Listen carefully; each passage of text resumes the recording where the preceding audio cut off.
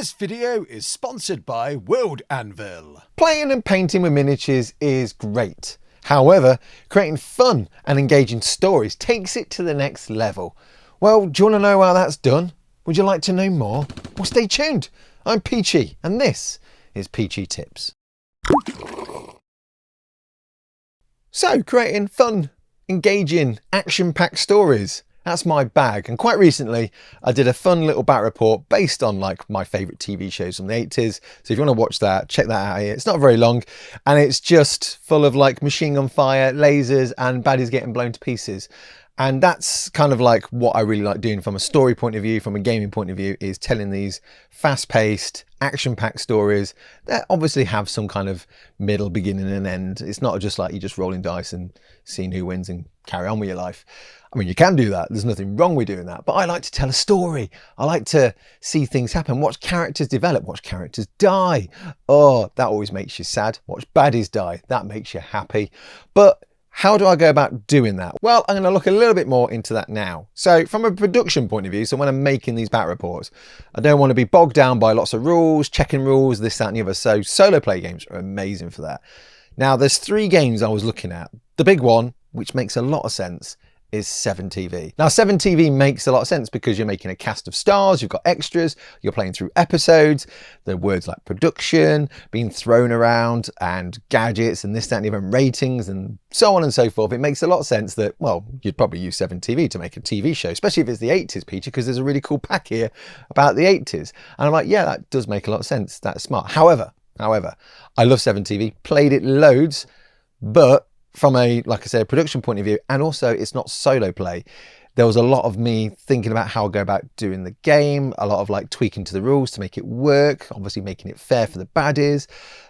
So in the end, obviously if I was doing a bat report with 2 people, make a lot of sense, but I do these things on my own and I kind of like drive the story from that kind of point of view. So 7TV had lots of ticks, but the big, I guess, X was like, it's not solo play and it wasn't as speedy as I'd have liked. The next option obviously was Stargrave. Now Stargrave is another amazing rule set, very fast paced, solo play, which is key. I've played Frostgrave and Stargrave a few times, so I'm very familiar with the rules. Like I said, they're very easy, very fun, very quick and engaging, great from a production point of view. Stargrave uses D20s, whereas 5 parsecs will use D10s and D6s. That's not really a big issue when it comes to playing the game because I don't really show dice in my battle reports anyway. But I think the big difference between using Stargrave and 5 parsecs is Stargrave, its activation is broken up a little bit differently because you have your captain phase where you activate your captain, you have your first mate phase and you have your soldiers, and then it's the baddies' turn. So if there's any baddies left, they get to do some stuff.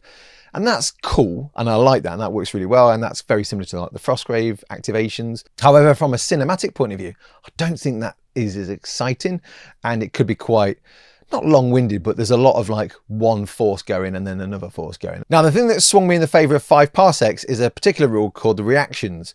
Now, in your turn, your turn is broken into several phases. You've got the quick reactions phase, you've got the enemy phase, and then you've got the slow reactions phase.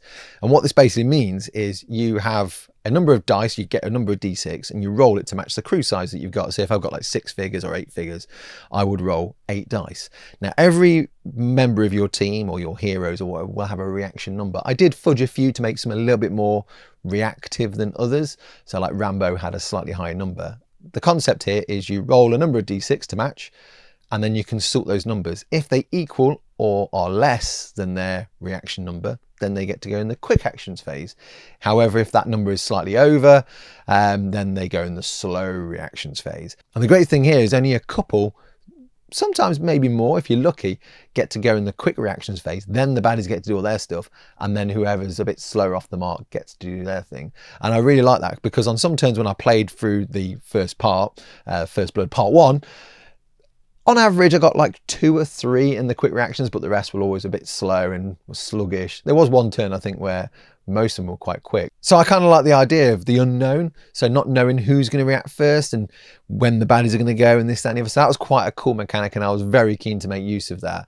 Another part of the 5 parsecs rule as well is the sort of mechanic for the enemy actions, because depending on your type of enemy that you pick from a massive list of enemies, they have different reaction styles. So there's like tactical, defensive, aggressive, brutal.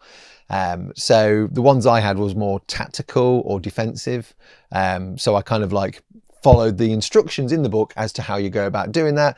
And they give you guidelines like, if you are a tactical, then you probably advance slowly, you make full use of cover, you tend to keep your distance and fire, whereas brutal ones will try and close with combat a bit more. So I kind of like that it gives it almost like a personality trait to the types of enemies you want to do. And I guess in the game, if you really wanted to mix it up, you could have some that are more tactical than others. And that's something I was very mindful of when I was playing this game. Was I know 5 parsecs from home tends to keep the crew to like 6, and then you have like a certain number of enemies that will appear. I was quite happy to increase the size of those baddie amounts, and also the amounts of like good guys, having a group of 8, maybe 10 for like another episode. I know it's manageable, I know I can do that. Maybe from a game point of view, a solo play point of view, if you're doing a campaign, that's probably too much. But from the cinematic battles with action heroes, that's kind of what I want. And that's the other thing as well, when you are doing these kind of things, you have to get a general gist of what's going off, and then introduce maybe more baddies if it's starting to look a little bit good for the good guys. Maybe if it's starting to look a little bit bad for the good guys, you might want to ease off a little bit, because you are trying to tell a story here. But also from my battle report point of view, I wanted to remove dice from it. Not sure, I mean, jury's out. A few people have suggested like adding the odd dice roll for really important things, but then I still think that breaks the immersion. I kind of like the idea of there being no dice. And that was something I was very keen off when I did the Sharp episodes as well. I wanted to channel my old favourite White Dwarf battle reports, because they didn't really go into the nitty-gritty of rules. They kind of like suggested like these people advanced and they did so many shots, but it was done in a narrative kind of way. And that's kind of what I want to get from these battle reports when I do them, is I'm telling a story and you're seeing that story unfold. All the mechanics are happening in the background. All the dice have already been done. But yeah, I think 5 parsecs from home is a great rule system, works perfectly for what I want to do for certainly these sci-fi 80s themed bat reports. Silver Bayonet's obviously perfect for Sharp, makes a lot of sense. But yeah, it's finding that right kind of rule set. And I think if you are doing this for yourself and you are looking for like rules, there are so many out there, so many different ones, and it depends on what you're trying to get from the story. But I knew when I was making this that I had 3 strong rule sets. I was going to use 7 TV, Stargrave, or 5 parsecs. And 5 parsecs only became the one I really used, was mainly 2 reasons. Was I'd not actually used the game system that much and I really wanted to try it. And from a production point of view, it was just a little bit more speedy. From a gaming point of view, I won't say it's any better or worse than the others. I think they're all very good rule system, but from like making my bat reports, it was just a little bit more efficient, and that's why I ended up using it. Now I've talked enough about the rules that I've used, so let's move into actually like the world building side and like building terrain and this, that and the other. But before I do that, let's have a little word from our sponsors, World Anvil. World Anvil, the ultimate all-in-one software for tabletop gamers, fantasy novelists, and anyone who loves creative world building, especially if yours is about to be taken over by genocidal extraterrestrial space lizards. World Anvil is not just one tool, it's 3 complete creative tool sets. A world building suite, an RPG campaign manager, and a novel writing and publishing tool. World Anvil is the ultimate RPG and narrative gaming campaign manager. Interactive maps and tools help you build an original setting for your role-playing adventures. All those narrative story threads in your wargaming campaign, featuring a digital GM screen and a campaign manager with support for 45 plus tabletop RPG systems, including a robust library, character sheets and stat blocks. Interactive maps, family trees, timelines, and automatic linking help to create a rich, engaging world for your games. So now there's no excuses! You can finally get off your backside and finish that novel. So if you need help organizing that pile of maps and character info, or you just need to reboot from the dystopian nightmare you're in, then World Anvil is for you. And remember, get 51% off any yearly subscription to World Anvil with my code Peachy. See the link in the description. Now when you're creating your scenarios or your battle reports or your fun narrative games, you need a reason for everyone being there. You need an objective. And with my battle report, my objective was there's a bunch of baddies captured a bunch of the good guys' mates and the mates are trying to rescue them. That was all I needed. That was my skeletal work. And then I built my board and everything around that concept. What am I going to do? How am I going to make that? Well, I like the idea of it being an old town, an old maybe could be a strip mall or something like that. It could be some outskirts of a built-up area, suburban area, whatever. I wanted it to feel like some kind of city, part of a city or part of a town. Initially, I was like looking at Sarissa Precision, and there was like lots of cool city buildings. I was like, oh, they're quite big, and I'll need quite a lot of them because I want to block out the back. And I was like, I don't want that yet. I want kind of like little shopping malls. I want like maybe a little police station, maybe a compound. I want something a little bit on the outskirts. So I was like, oh, okay. So I was doing a little bit of looking, and I found the Mantic scenery that they've got, their terrain crate scenery. It looks really, really nice. Very modular as well. So you can build it in different heights and widths and this, that, and the other. Now, I didn't quite build them as they are on the box set. I did a couple of the single story ones as shown here, but then I wanted to make a compound, and also I want to use some of these buildings for maybe my World War II gym and baddie base or something like that. So I wanted to keep a couple a little bit generic, but I did want to do a couple that felt like some shops, and I'll come to that in a minute. But yeah, I thought I'll get this terrain crate, these cool sort of city buildings. They're quite modular, and I can just have a bit of a play around, and they kind of look like strip mall kind of buildings and this, that, and the other. So that was my big purchase for this board, was getting that set of terrain. There's enough buildings there. I've also got some old Sarissa Precision sort of like silos and like some kind of like bunker thing, so I knew I was going to use those. And I got tons of cars, which I'll come to in a bit as well. But yes, that was the key thing, was a bunch of these buildings, a couple of them being shops and one being, I guess, a compound police station. And that was where the baddies were going to be transporting the prisoners from and then heading away and then getting ambushed. Cool. All right. I've got that in mind. I want some fences surrounding the compound as well. And then just loads of crates and vehicles and barricades. And again, the barricades, I got a fair few inside that terrain crate, but I also had this old Walking Dead, I guess, battlefield debris set, which had some crash cars, which was mega, and then some extra walls. So I was like, perfect, this is great. So Mantic doing a little bit of the heavy lifting here with the scenery. Fantastic. So all I need to do was paint those up, and I'll show you a little guide in a minute after this about how I painted the buildings up as well, which is quick, easy guide, nothing super complex. Like I said, I want to keep them fairly generic. But the big thing for me is I wanted to make this place feel a little bit lived in. So I decided to make a shop based off an old supermarket I used to work for called Quick Save. It's a very UK based thing. They used to, obviously, it's kind of, I guess it's like what you would probably say like Aldi and Lidl are nowadays. But yeah, I used to work there, and I thought, I'm gonna have that, and have Quick Save as the supermarket in the local area of Peachville. I named the place Peachville. And then I wanted a hobby store. It's the 80s, D&D's big. You know, there's lots of movies kicking off. People are into that kind of stuff. The comic shops. So I thought I'd make my own little Rogue Hobbies. It's called Rogue Hobbies. It's a hobby shop called Rogue Hobbies. Makes sense. So I thought, let's do that. Let's make a little hobby shop, stick loads of like Frank Frazetta art and like D&D poster art and this, that, and the other on the front. So stuck all the like random posters on, had a lot of fun.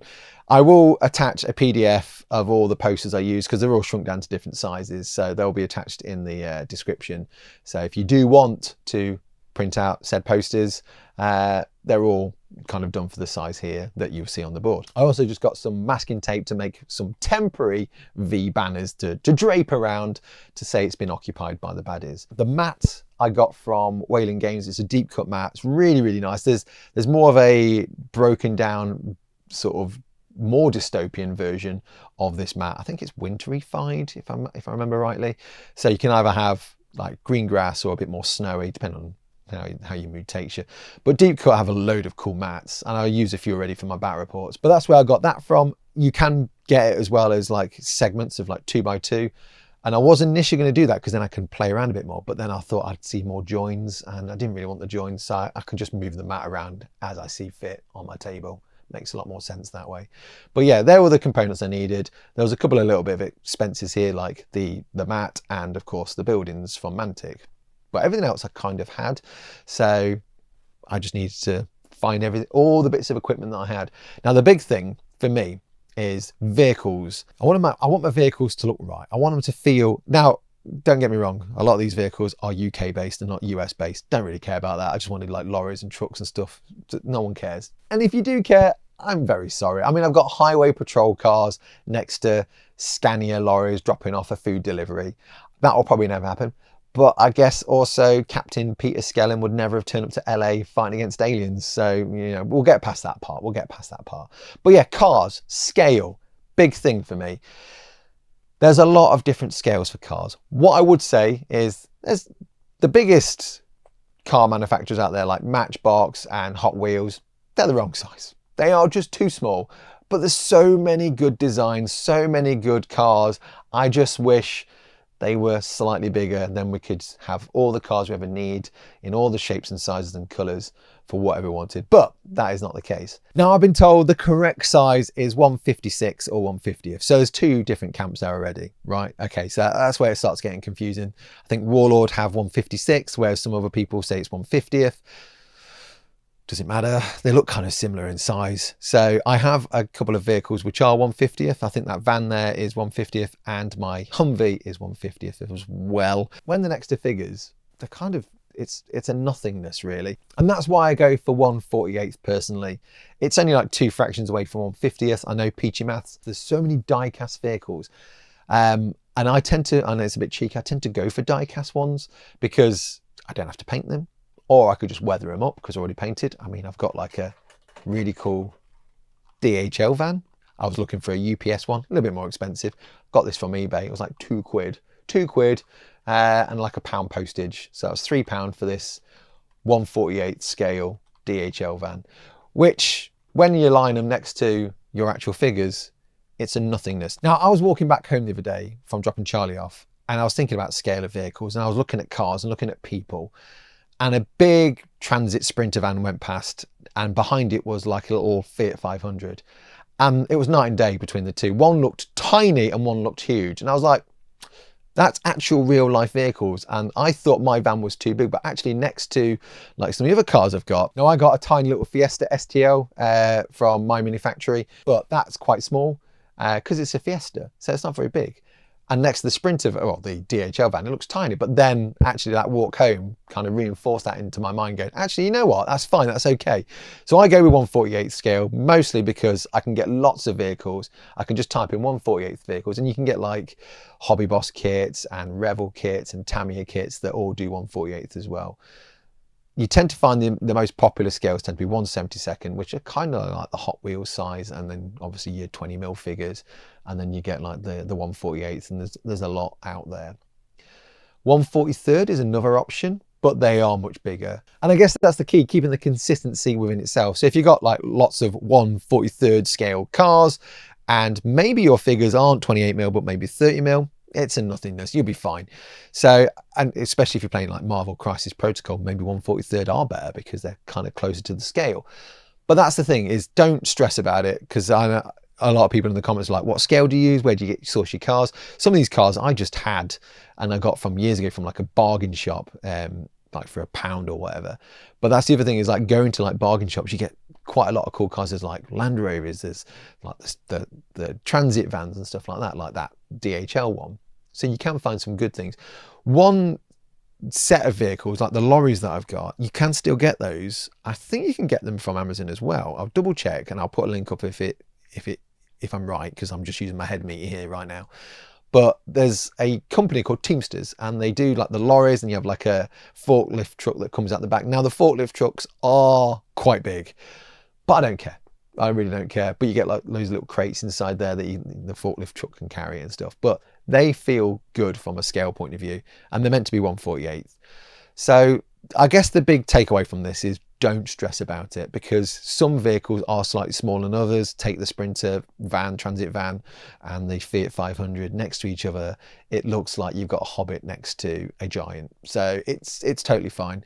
And if anyone's sitting there being like scale police, just tell them to go away. But yeah, let's move on to quickly showing you how I painted my scenery and just doing some little effects of like maybe doing some chevrons and sticking some posters on, just some quick little useful bits if you want to make your own chain link fence or whatever, or quick ways of painting buildings. Let's do that now. Now, normally when I paint my scenery, I tend to spray them green, then do like a little bit of a dusting of grey, but not everyone has multiple sprays. So what I'm doing here is getting some Tainted Garden, really thinning it down, and then just dropping it into those recesses.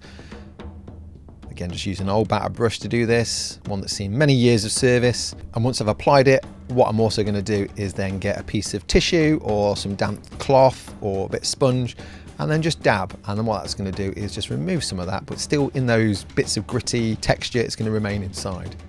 But on that textured surface, you will get a bit of a stain, and it will give that nice effect. which is quite nice. Now I have thinned this down, obviously, as you can tell, so it's 1 part paint, 3 parts water, so it's quite watery. You don't have to water it down as much, it's just something I wanted to do because it goes in the cracks a lot quicker and it goes further as well. But I'm just working my way around on things like the frame, around the recesses, around the base, just to stain it, then on the roof. Now the only thing would be a bugbear really for this Mantic scenery is these random voids. I mean, you don't get enough clips to hide them, but I'm okay with that. I made a piece of it. I mean, I quite like the scenery. It kind of works with what I want it to do. So that's just part and parcel of that scenery. Once that Tainted Garden is on and dry, I'm now going to pick out the windows. I'm going to get some Ironclad Grey. Now the purpose of this really is I could paint the windows black, I could paint them blue, but I just want to do like a sort of smoky grey. I did it with the main ones I did for the actual game, and I thought, you know what, I quite like that, and then you can always wash over it after to make the windows look a bit dirty. But it's not super intrusive. I won't even gloss them. It's just like a window pane that the light's not quite shining from, maybe got at an angle, but yeah, it works for me. Now, something I want to do here, I wanted to write gate on the side because I want this to be like part of a checkpoint. So I was like, I'm going to write gate and then underneath write 01. I got a really nice stencil that Mrs. Peach lent me. It's one that's been in the family for generations apparently. Now I'm using one of the white weathering pencils to do this. So if I make mistakes and I don't like it, I can always just get a bit of water and completely remove the entire lot. Now as I was doing it, I realised it didn't quite go all the way across. I wasn't massively zazzed about it. I didn't quite like it. I think the text was just too big. So in the end, I just removed it all. I got some tissue and wiped it all off because it just wasn't going to work for me. So I was like, what shall I do instead? So I decided those bits around the top, I'm just going to sponge on some Brigade Grey instead. So just work my way around just doing that. Again, it's slightly thinned down Brigade Grey, not a lot. Probably like a paintbrush of water, a paintbrush of paint, and then it does look like, because this is sped up, I'm actually just wiping it across. I am sponging it, but it's just I'm not doing all sides. I'm just doing the first sort of 3 sides. The back I'm just going to leave grey. I thought that'd be quite nice just to be a bit sort of asymmetrical, I guess. Now what I want to do here is do some red and white hazard markings, so it's kind of like very obvious that you probably need to stop here. This is a lot mostly done by eye with the masking tape. I tend to do that. I mean, I could sit forever working out all the angles and marking it all out. Maybe I could put a bit of tape between each one. I just couldn't be bothered. And sometimes when you are painting stuff and you're doing it for yourself, you can put more effort into it, but I just wanted to do some quick, nice chevrons for my checkpoint, sponge on some red, which is what I'm doing here now, and then if I need to, I can just tidy it with a brush after. But yeah, once I got all that colour on, all I need to do then was just rip off the old masking tape, which is also a super satisfying part of this. Now I know as I was doing this, I could see that some of those strips were a little bit thinner in places.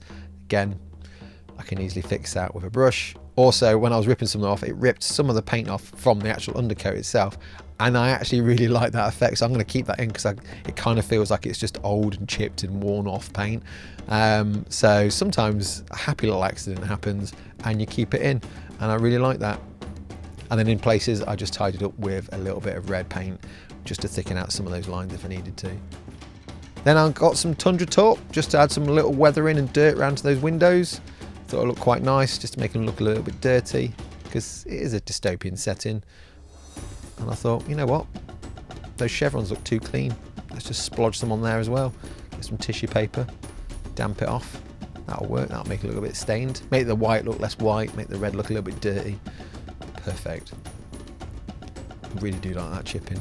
I wish I could get that effect every time. Sometimes these things are just like random and it works and you keep it in, but I want to know what I did different there.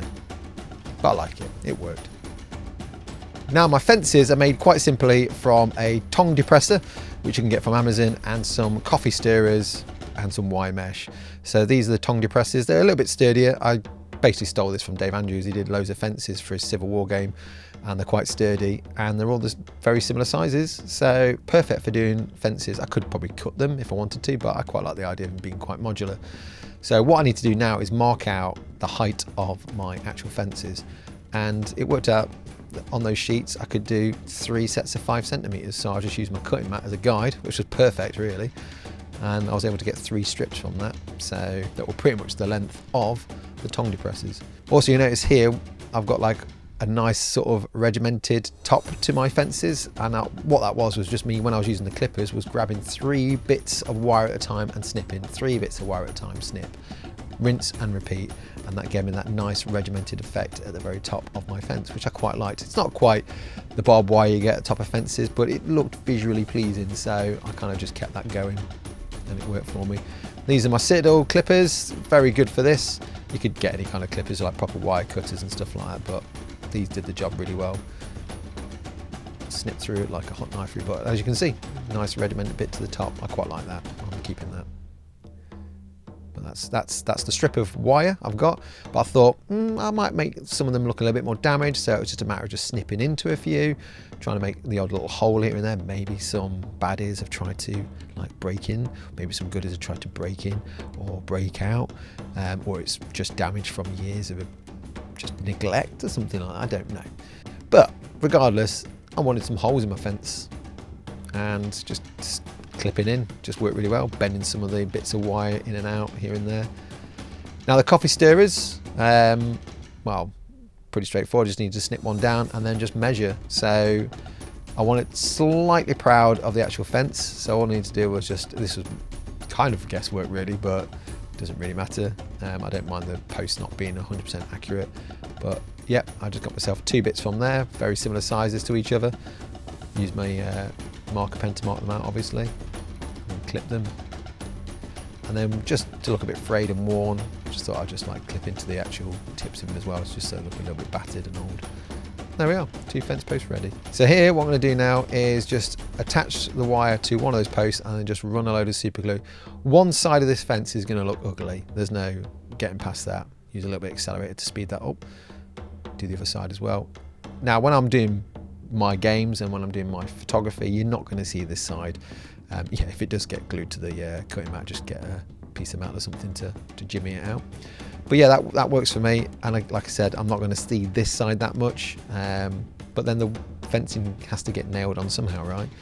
On the tongue depressor, all I'm going to do is just do a big strip of super glue and then place my wire fence onto that, just hold it in place, and then again just spray with some accelerator to speed up that process, so I'm not stood there for ages waiting for it to dry. And there we are, nice and easy. Quick simple fence, but I kind of feel that I should just bury some of that wire a little bit, certainly when I come to adding texture. So all I'm doing here is just add a little bit more super glue, and I'll just spray it with some accelerant, and there we are, a wire fence done. Now, the key thing to any kind of narrative or story-driven thing is deciding the forces. You've got to make sure that it feels right. They're right for the story. You have got the correct people in place and the correct characters to tell that story. And I know with my bat report I wanted the visitors from V, the baddies, the aliens, the space Nazis. I definitely wanted those, because also you can get models from Crooked Dice, even better. But I also wanted a bunch of action heroes. Not a lot of people will know about all the intricacies of like the Resistance characters from that TV show. Those that are into it will know, and that makes sense. But also I've got to include some of the more muscular action heroes from that period as well, because it makes sense, because most people will recognise them more than maybe some of the other TV shows. So yeah, that was the goal for me, was getting like a bunch of characters that I wanted to include, and also a bunch of characters that just made sense to include because they're fun. And it will grow from there. I mean, that's the key thing for me, is that this is about mixing all my favourite things from the 80s, combining it into one TV show, and then finding ways to make those stories happen. So when I did the Bat Report, there was a reason why Hopper was there. There's a reason why TJ Hooker's there. There's a reason why even Captain Peter Skellen's there. Why is the SAS in LA? Doesn't matter. I'll make a way of making that happen. So that's the key thing, is like, if you have things you want to include, there's always a way of doing it from a story point of view. But it is key to make sure that story is there. Otherwise it just becomes a little bit disjointed or just doesn't make sense. There's always a way to do it. You just got to find that way. Now, from a baddie point of view, the aliens are great, very iconic for me. And again, a lot of people that watch the Bat Report and have commented recognise them as well. But there's also other baddies out there, like Cobra Troopers, maybe some James Bond baddies, because there's a lot of cool things from the 80s. And I think the 80s was great for its like really cheesy baddies with their very, I guess, almost Nazi-esque kind of uniforms. which makes it better when you shoot them in the face because they're baddies. They're very clearly baddies. Some are in orange jumpsuits, some are in red jumpsuits, some are in blue jumpsuits. Doesn't really matter. They're all in smart uniforms and they deserve to be shot. So that is the great thing for me, is having these choices. So getting Cobra in there, maybe introducing G.I. Joe, because throwing in action cartoons and stuff from the 80s as well is key for me. But I'm also going to throw in some other baddies, maybe a certain German brother from a particular movie about dying hard. I feel that, seeing as Crooked dies to him, surely he'd like gang up with the aliens to get some kind of advantage. That makes a lot of sense to me. So yeah, I like to include some of these down the line as like maybe important characters, VIPs you've got to take out, this, that and the other. I guess John McClane would probably turn up to help there as well. RoboCop 2. Maybe all the cops, maybe all the 80s cops turning up. Oh, yeah. Even getting Danny Glover from Predator. That would be good. Getting Predator. Oh, more aliens. It's a full-on alien invasion. And that was another thing that made... So in V, this is a bit of a segue. In V, the aliens basically are under the command of something known as the Supreme Being, or the Supreme Leader. And I was thinking about, who could I have as that? Who could I have as the Supreme Leader? And it made sense. Of course it made sense. Ming the Merciless. He would be the Supreme Leader. So if you know your Flash Gordon lore, Flash Gordon, the 80s version, best version, got Freddie Mercury in there, kicking the tunes off. Why would I not have Ming the Merciless turn up with some of his baddies? Crooked Dice cover that as well. Amazing. Now in the first battle report, there was a character who didn't quite make the cut because one, I hadn't got him painted by then, and two, he was busy kind of cutting logs and rescuing his daughter from some nefarious looking Freddie Mercury in a chainmail vest. Yes, if you know who I'm on about, it is the legendary John Matrix, played by Arnold Schwarzenegger himself. And it feels only right for me to get that model now and paint him up. Paint him up for you lot. It was actually a really big excuse just for me to paint up John Matrix, because why not? Now this model is from WePrint Miniatures. They do a whole range of Arnold Schwarzenegger-esque characters called Barry McGuffin, so do check them out. They also do 28mm scale size now, because when I did my Cobra Commander, he was like slightly larger in a previous video. I was talking about like WePrint Miniatures, but they've now moved into more 28mm stuff, so this is great. So I've got a few more characters to throw into the mix. I'm not going to mention them because I'm going to save them for another battle report, so they'll be a nice surprise. But yes, Barry McGuffin, Arnold Schwarzenegger. He kind of feels like he's somewhere between Commando and Predator. So I might call him John Dutch Matrix, I think, just to tick those two boxes, because he kind of feels like a mishmash between the two. So yeah, I'm going to paint this guy up and have a lot of fun.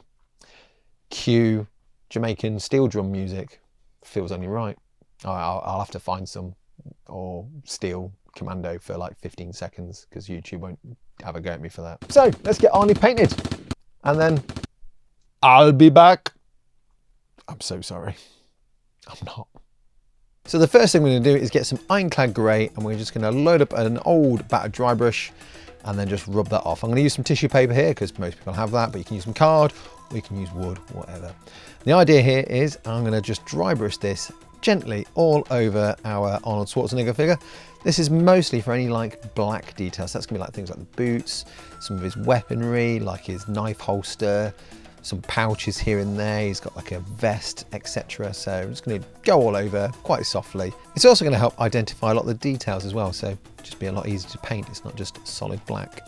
Then I'm going to get some Tainted Garden. I thought this was quite a nice colour to use for his fatigues, because he's got like kind of olive drab fatigues. So I was having a look through my box and this felt like the right kind of tone. So what I'm going to do first is just base coat that over the trousers. Now here I just use it straight from the pot just to show what that looked like. Covered quite well, but actually with all the straps on the other leg, I thought I'll do a couple of thin coats there, because if it's slightly thinner, it will run to where the strap is but won't go over it. And then all I need to do after that is just do a second coat where needs be. So all I'm going to do is just work my way around, just picking out some of those areas, and because it's slightly thinner, like I said, it's just going to run to the edges of any details I don't want to paint, and then it will just kind of give me a bit of a border. But yeah, once that's dry, and then just apply a second coat just for a little bit more opacity. Then for the skin, I'm going to base coat this with Paratrooper Tan. I mean, you could use whatever skin tone you want really. I quite like Paratrooper Tan because it's a little bit more subdued, but it also covers really well. So certainly good over a black undercoat. So I'm just going to do a slightly thin coat of that all over the areas I need. And again, if I need to, I can always apply multiple coats. And that's the thing as well, is the Army Painter paints cover over black straight away with one coat. It's really, really good. But I like to thin down, certainly for things like skin and stuff like that, or any kind of like details I want to put a little bit more love into, because, well, it's a smoother coverage. Just build it up slowly, because one thick coat can be quite streaky with a brush. Yeah, just work around his face. Again, I'll need to do a couple of coats of this. This model has such a likeness to Arnold. It's amazing. Yeah, now just applying a second coat to those areas. Only really in some places, mostly in the recesses, it's actually quite well covered. It's just more some of those raised muscle parts. And this guy's got quite a lot. Now there's a few bits that just need a little bit of cleanup. I didn't notice when I sprayed black, and I only really noticed when I started painting the flesh. Now in some areas I might just want to add a little bit more of a border. Maybe I've got a little bit of flesh on the black or whatever. So what I'm going to do is get some Grim Black, which is a speed paint, and I'm just going to go around some of those areas just to recoat. It's not like a big deal. I know I've already dry brushed areas grey, but it's more just where maybe the edges touch each other. It's lost some of its definition. Now for some of his pouches, they're kind of like camo on the art. So what I'm going to do is start off first with some Midnight Olive. Just get that base coated, sitting on his drop holster there, and then of course across his little webbing belt as well. Now in the movie he has some pouches on his jacket. It's a slightly different jacket, but I thought I'd pick those pouches out in that green as well. And then in the end of the side of that top belt, I'm going to paint that green, but I won't make this camo. I'll just do this as a flat Midnight Olive. Now moving on to the camo, I'm just going to get some Desert Yellow. Just going to do some little splodges. Again, this is more of an artistic license. This isn't probably any like particularly effective camo design. It's more just to give you the impression of camo. Certainly at this stage, it's not that noticeable as camo, but I'm just picking out with Desert Yellow on some of the areas just to break that shape up a little bit. Then I'm going to get some brown. This is Banshee Brown, and again add to that camo pattern. So I've got a nice vibrant green, a Desert Yellow, and of course I've got some brown there now as well. So again, just a little line or dot here and there to give that impression. It's a camo pattern. And I'm also going to use it for the hair as well. This was slightly thinned down, but that's fine because I can just do a couple of coats of this. So I'm just working my way around his hair. And with it being slightly thinned down, it goes into those recesses a bit better. So certainly when there's like lots of hair strands and stuff like that, sometimes if it's a bit thick and goopy, it might not settle in as nice. So it's quite nice doing a couple of thin coats and build that up. So now what I'm going to do is get some heavy metal. I'm just going to dry brush this over his machine gun. That's just going to give it that kind of like gunmetal effect because it's mostly black with like a little bit of metal chips here and there. So I'm using an old batter brush here and just working my way around. And with that dry brush done, I'm just going to get some of that heavy metal with a brush and then just pick out some chips or some areas that I feel like will probably get chipped a little bit more on that gun. And then I'm just going to move around and pick out some metal bits on things like his dagger and his pistol, which makes a lot of sense. Then it's all over wash time. So I'm going to get some strong tone. I really thin this down. Normally I can just use it straight from the pot, but I want him to be a bit more subtle. I don't want it to be too dark. So I've thinned it down with probably like 2 parts water, 1 part strong tone. Heavily applied it all over. I'm just using a smaller brush here now just to have a bit more control, move into some of those cracks, especially if it's pooling in places, that can happen as well. So just be mindful of that, keep an eye out, and then just get a brush and just reallocate it to somewhere else that might need it. Now once you've done all these base coats and shades, you can just leave it as is, battle ready, tabletop ready, whatever. You don't have to do the highlighting. I mean, you could do the tidying up, that's up to you. With the washing done and dry, what I'm now going to do is move up to the tidy up stage. So this is just picking out some of the raised areas with some of those previous base coats. So like the flesh, I'm just going to go back over on some of those raised muscle areas and just tidy it back up because it could be a bit blotchy from the shade. So sometimes with cloth and things, it's not that noticeable, but certainly with the skin, I just wanted to tidy up a little bit. So I'm just going back round with some paratrooper tan and then just picking out some of those raised details.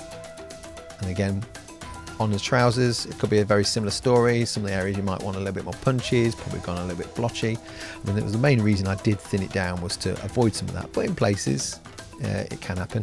But the other reason as well is it gives it another highlight. Using the same colour, you can get 2 different tones almost. The previous one from the shade and then just a fresh tone over the top. So it's a nice way of getting some extra definition just from one paint and a shade.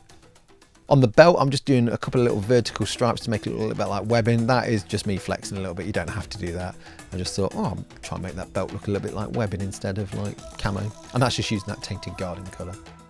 Now another way of doing highlighting is dry brushing. So what I'm going to do here is get some Tundra Taupe and I'm just going to dry brush up around his boots and trousers. This is going to make him look a little bit dusty, but also give some highlights on the folds of his trousers as well. And I do it on like his vest just to make it look a bit dirty in places. But it's a really nice way of getting a quick, simple highlight. You can do it by brush as well. But I'm just starting off with this first, just to make it a little bit weathered, because he's been running around in the dust a bit, getting a bit caked up. Makes them look a bit more realistic. And just for a little bit more definition, I'm going to get a colour called Great Hall Grey, and I'm just going to pick out some of the extremities on his cloth just to look a little bit more worn or used, I guess. Certainly on the edges, maybe the colour's faded a bit or whatever. You tend to find that with like fatigues and stuff. So I'm just picking that out now. Again, just some of the folds of the cloth. Doing like little jaggedy highlights as well is really nice. Certainly for the leather sheath on the dagger, it makes it a little bit torn as well. And then just going around some of those folds, maybe trying to get like a bit of an effect of stitching if you really wanted to, but yeah, it's just little highlights here and there. Then for any like black details that I want highlighting, like the gloves, I'm just going to get some deep grey. I'm going to pick up some of those raised details. Again, this is just like the next steps really. You don't have to do this. This is just something I like doing, certainly for characters, main characters, special characters, whatever. And also on some of the extreme details, you can always go to a lighter grey. Here I'm using ash grey for things like the knuckles and some details on the fingers and on the vest as well. So yeah, work your way around. Take your time. And just add a bit of definition to his face. I'm just going to drop some grim black into his eyes, seeing as I've washed and painted that now. Sometimes it needs it. Also go around the hairline as well with that. Now, I thought his skin was looking a little bit too pale and he's a bit oily and tan, so I thought I'd get some warm skin tone and I'll apply that all over. Again, it's quite a thin coat, so one paintbrush of paint, one paintbrush of water. Apply this fairly neatly over, and what that's going to do is just recolour that skin just to be a little bit more warmer, hence the name, I guess, but also just add a little bit more punch to the flesh. And it's just a matter of highlighting that skin up. So I'm going to get some amber skin, so this is a highlight now. Again, you don't have to do this. This is like a next step kind of thing. But yeah, I'm just working my way around. One thing I like to do when I'm doing the highlights on the flesh is I like to do like little sinewy lines here and there. So I don't always highlight around the muscle. It's more like it's stretched or it's flexing or whatever. So that's just something I like to do. Certainly big muscular brutes like Arnold Schwarzenegger. And then just, yeah, go around the face, pick out the extremities, nose, cheeks, eyebrows, etc. Really does look like Arnie. I love this figure already. Right, now I'm going to move on to doing the iconic camo from Commando. So I'm going to use some here called Gunner Camo. This is the speed paint. It's perfect really, because as it dries, it will kind of give that effect of like almost camo paint, I suppose, because you'll see some of the flesh through it. You'll see the highlights as well. I was being quite slow and considered when I was doing this because I kept checking reference and stuff. I wanted to make it as close to the imagery of Arnie as I could from the movie.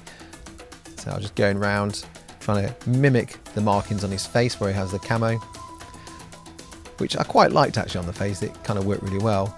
And then I started to copy the bits on the biceps and the rest of his body. The problem here, and I've kept it because I do like it, but it will distort the model because I'm dropping this green into the recesses. It does look a bit weird. It looks more like I've just shaded green as opposed to trying to do camo. But I thought I'd go with it. I'd roll with those punches because I've made that choice, and anyone that knows Commando will know what I'm trying to do there. But I mean, the whole point of that is to stop it from showing the shine, right? But yeah, just on a miniature, it's not quite the same. Now in the movie, you don't really see his back, so I just guessed, just added some bits in there where I probably thought he might have. I mean, you probably can't even reach with those muscles to do his back. Maybe got the ladies to do it. I don't know. And then just places, get back over, tidy up if I've splodged a bit or just needs a highlight here and there. But just work your way round and take your time. Words of wisdom from Arnie there. Well, there we are. We've got the big guy done, and hopefully he'll get himself to the nearest chopper to help out the good guys in the next episode. So I'm very chuffed with him. The camo, I guess, is something, if you really wanted to add it, yeah, that's your choice. When I was doing it, I was like, I want to try and make him look as close as I possibly can. And this is the thing sometimes, is like that artistic license, movie versus miniature. And the camo on the face kind of worked okay, but when I started doing the cracks of like the muscles, even though that kind of is how he is in Commando, I'm not sure if it works. But I've gone with it. It looks like him. The little camo bits on like his holster and his belt, kind of close to some of the camo designs in the the imagery that I had as well for Commando. Again, that's something you don't have to do. You could just do it a flat green or whatever. And that's something to bear in mind when you are doing this, is do you want people to see the miniature and not be as realistic, or be as realistic as you possibly can and make it like match the thing for that one shot really close up, and then when at a distance no one can tell what the hell's going off. So they're the cuts sometimes you gotta make in your brain, like I think I can probably do without that camera on the arm, maybe in hindsight. But it's great. I mean, it's John Matrix. I've got John Matrix. I've got Arnold Schwarzenegger in my episodes now. What more do I need? All the Arnold Schwarzeneggers. Well, I hope you found this video useful. I hope there's something that you've taken away from it, whether that is like creating your own scenarios, maybe how you go about setting up a board, scales of vehicles, painting up John Matrix from Commando, or even like just like some scenery builds. Like I've always wanted to build some chain link fences. How do I go about doing that? So hopefully there's something in this video that's useful to you. Maybe all of it, I don't know. Now, for any of my regular viewers wondering where the heck is Sharp, he is on his way, he is incoming, do not fear. In the next couple of weeks, I'll be getting a Sharp battle report put out. And anyone new to the channel, or if this is your first video watching Peachy talk about bat reports, like, I didn't know you did bat reports, they never showed up in my feed, do consider checking them out. They are quite fast paced, they're like at most 17 minutes long. No dice, by the way, I'll throw that out now. It's about telling the story, so there's lots of graphics of machine gun fire and blood splatters, and some really terrible voiceovers from me. Some amazing voiceovers from actual voice actors and incredible talented people, and then there's me. But yes, if you're after like a quick, fun bat report where just mad stuff happens, then do consider checking out. I've got 3 Sharps already done. It's like a series about a werewolf, and then I've got the 80s vibe from a couple of weeks back, which is called Invasion Part 1. I'll put some links in the description, but they're on the channel. You'll be able to find them. But yes, more Sharp coming soon. More Sharp more often, I think. As always, a big thank you to these beautiful people. The support is so appreciated. I can't thank you enough. And the fact that you're still supporting me after a year is wild. So thank you very much for that. I've almost been going a year. I'm going to have to do something for that. I'm going to have to do a celebration very soon to celebrate. I've been doing this and it's not burnt, and I've not left my own channel after a year. That's pretty good. Gary and Peach, well done. But yes, from the bottom of my heart, thank you patrons, all of my patrons, not just the ones on the tier that are going by now, but all of you. I really appreciate it. And of course, anyone viewing this and watching this and gotten to this point, thank you for getting to this point and listening to me waffle on. I do a lot of waffling. And usually at this point, I waffle because I want time for the words to go by, because I can make the words go faster. I can make this bit shorter, but then the words go really fast and you can't read them, and that's not fair. So I like to just take my time and mention things, and then Mrs. Peach is like, you waffle too much at the end. I'm like, I know I do. I waffle so you can see all the voices, see all the people, all the patrons. I mean, they have voices. I don't know why I said voices. Sometimes that happens, slip of the tongue. I'll keep that in, because I don't want to cut it because it's too much effort. But yes, thank you for watching. And yeah, there'll be a link at the end here for Invasion Part 1 if you've not seen it. Prepare to be blown away. No, it's not that good. It's all right. I had fun, but it's not that good. Low budget. I did it all on my own. So, I mean, I don't know what I'm doing. I'm fudging most of it anyway. Anyway, love you all. Bye.